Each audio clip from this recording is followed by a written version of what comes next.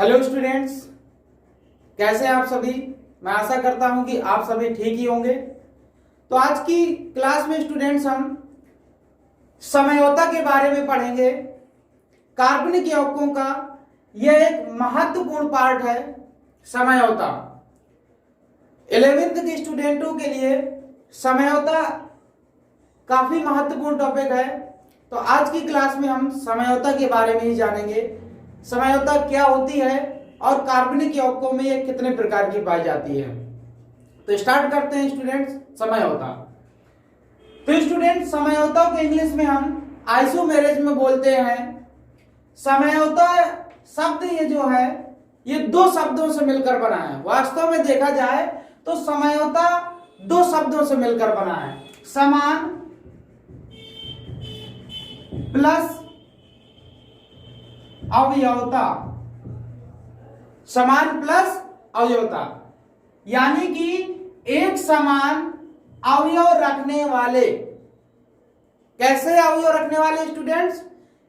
एक समान अवयव रखने वाले, यानी कि जो कार्बनिक यौगिक एक समान अवयव रखेंगे वो समयोता प्रदर्शित करते हैं, अर्थात वो समयोता प्रदर्शित करेंगे।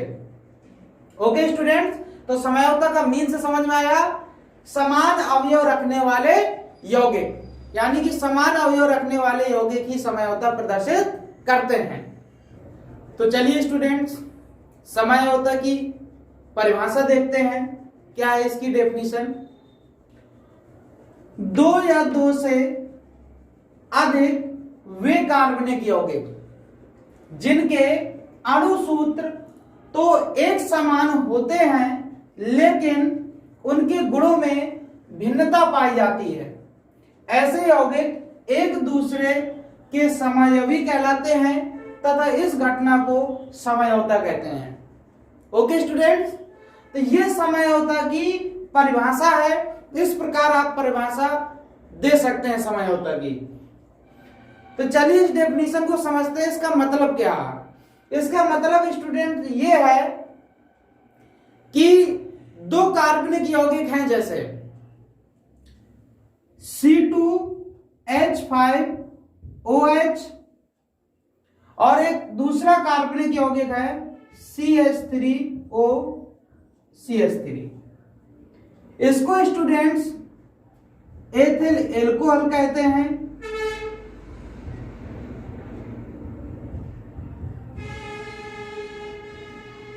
और इसको डाई मेथिल ईथर कहते हैं। तो ये स्टूडेंट्स दो कार्बनिक यौगिक मैंने आपके सामने लिख दिए।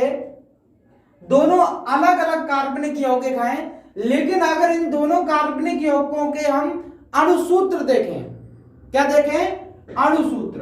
तो दोनों कार्बनिक यौगिकों के जो स्टूडेंट अणुसूत्र होंगे वो देखते हैं। तो इसमें देखिए कार्बन कितने हैं स्टूडेंट्स? दो कार्बन हैं। हाइड्रोजन इस सूत्र में 6 हैं, ऑक्सीजन 1 है। यही चीज अगर हम इस सूत्र में देखें, इस सूत्र में भी देखिए कार्बन इसमें 2 है, हाइड्रोजन 6 है और ऑक्सीजन 1 है। यानी कि इन दोनों कार्बनिक यौगिकों के अणुसूत्र सेम है। क्या सेम है स्टूडेंट्स? अणुसूत्र सेम है। लेकिन अगर हम एल्कोहल के गुणों की अगर हम बात करें तो एल्कोहल में अपने कुछ अलग गुण होंगे। जो डाइमेथिल ईथर होता है ये अपने कुछ अलग गुण रखता है। यानी कि स्टूडेंट्स इन दोनों कार्बनिक यौगिकों की समानता अगर देखी जाए तो अणुसूत्र में ये दोनों समानता रखते हैं, लेकिन गुणों में ये दोनों क्या रखेंगे? भिन्नता रखेंगे। तो ऐसे ही यौगिक जो अणुसूत्र में समानता रखते हो और गुणों में भिन्नता रखते हो, किसी भी गुण में अगर भिन्नता रखते हैं लेकिन उनके अणुसूत्र सेम है, तो ऐसे ही कार्बनिक यौगिक समयोता प्रदर्शित करते हैं। तो यही स्टूडेंट्स इस परिभाषा में दिखाया गया है कि दो या दो से अधिक वे कार्बनिक यौगिक जिनके अणु सूत्र तो एक समान होते हैं लेकिन उनके गुणों में भिन्नता पाई जाती है, ऐसे यौगिक एक दूसरे के समावयवी कहलाते हैं और इस घटना को समयोता कहते हैं। ओके स्टूडेंट्स, तो इन दोनों यौगिकों को एक दूसरे का समावयवी कहेंगे और इस घटना को समयोता कहते हैं। यानी कि ये जो सूत्र आपके सामने C2H6O लिखा है, इसके दो समावयवी होंगे, एक आपका एथिल एल्कोहल और दूसरा डाइमेथिल ईथर। ठीक है स्टूडेंट, तो ये है समयोता। अब स्टूडेंट्स हम समयोता का वर्गीकरण पढ़ेंगे कि समयोता का वर्गीकरण हम कैसे करेंगे, कितने प्रकार की होती है कार्बनिक यौगिकों में समयोता। समयोता को मुख्य रूप से सबसे पहले दो भागों में बांटा गया है, यानी कि कार्बनिक यौगिकों में दो प्रकार की समयोता देखने को मिलती है। पहली आपकी संरचनात्मक समयोता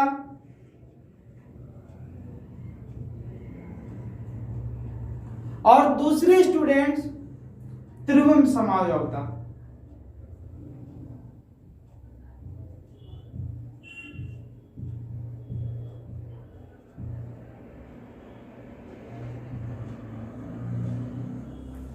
संरचनात्मक समयोताओं के इंग्लिश में स्ट्रक्चरल आइसोमेरिज्म बोलते हैं और त्रिविम समयोता को इंग्लिश में हम स्टीरियो आइसोमेरिज्म बोलते हैं।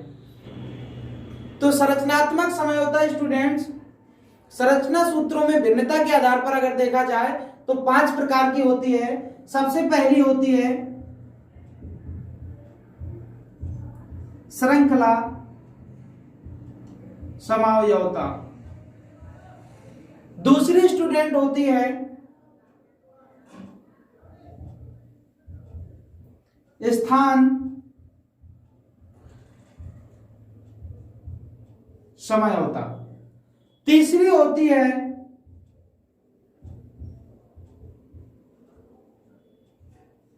क्रियात्मक समयोता, चौथी होती है मध्यावयवता,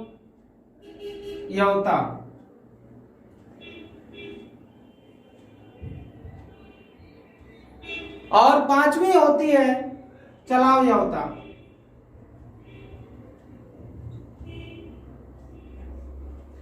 तो स्टूडेंट संरचनात्मक समयोता 5 प्रकार की हो सकती है। श्रृंखला समयोता, स्थान समयोता, क्रियात्मक समयोता, मध्यावयवता और चलावयवता। 5 प्रकार का मतलब है स्टूडेंट कि जो संरचना सूत्र होगा यौगिक का, उस संरचना सूत्र में हम 5 प्रकार से भिन्नता दिखा सकते हैं। उसी भिन्नता के आधार पर संरचनात्मक समयोता को स्टूडेंट 5 प्रकार से बांटा जाता है: श्रृंखला, स्थान, क्रियात्मक, मध्यावयवता और चलावयवता। श्रृंखला समयोता को इंग्लिश में स्टूडेंट चेन आइसोमेरिज्म बोलते हैं और स्थान समयोता को स्टूडेंट प्लेस आइसोमेरिज्म बोलते हैं। क्रियात्मक समयोता को स्टूडेंट फंक्शनल समयोता बोलते हैं। मध्यावयवता को इंग्लिश में मेटामेरिज्म बोलते हैं। चलावयवता को इंग्लिश में ट्यूटोमेरिज्म बोलते हैं। तो ये स्टूडेंट्स संरचनात्मक समयोता के 5 प्रकार हैं। ठीक इसी प्रकार त्रिविम समयोता को भी 2 प्रकार से बांटा गया है। कितने प्रकार से स्टूडेंट? 2 प्रकार से। त्रिविम समयोता आपकी 2 प्रकार की होती है, यानी कि कार्बनिक यौगिकों में त्रिविम समयोता 2 प्रकार से पाई जाती है। एक प्रकाशिक समयोता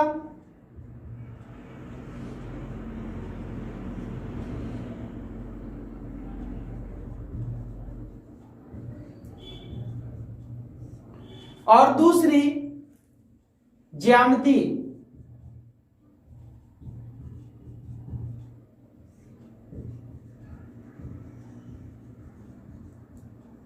समयोता। तो स्टूडेंट त्रिविम समयोता कितने प्रकार की होती है? 2 प्रकार की। प्रकाशिक समझौता और ज्यामितीय समझौता। तो ये स्टूडेंट्स समझौता का वर्गीकरण है जो आपके सिलेबस में रखा गया है। जो 11th के स्टूडेंट्स हैं उनके सिलेबस में समझौता आपको इतने प्रकार की पढ़नी है। अब स्टूडेंट थोड़ा थोड़ा इनको समझ लेते हैं कि किसका क्या मतलब है।